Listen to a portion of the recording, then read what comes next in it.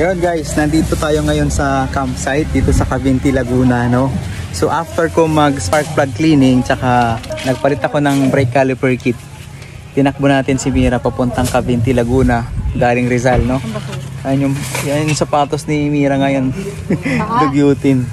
Pero so far, magandang concern yung sinabi ni Sir na dapat iwasang mag-leaks, no? Okay, hindi tatakbo na maayos yung sasakyan natin, no? So pwede pang pagmulan ng misfire yon. So yun, so far wala namang ganun si Mira, goods naman, no? So maganda yung takbo niya. Ayan, karating nga siya ng Laguna. Dito tayo ngayon sa campsite. Ayan, all goods. Pati pala yung yung gumaganon bigla, nakuha ko din dun pala sa brake caliper kit, no? Kasi yung isa pinalitan ko na, yung isa hindi pa, no? So doon nanggaling dun sa sa passenger side yung isa. So nung napalitan ko yon, tapos tumakbo tayo dito, ganda ng takbo niya, no? So wala na yung ganun, parang kumakadyot-kadyot.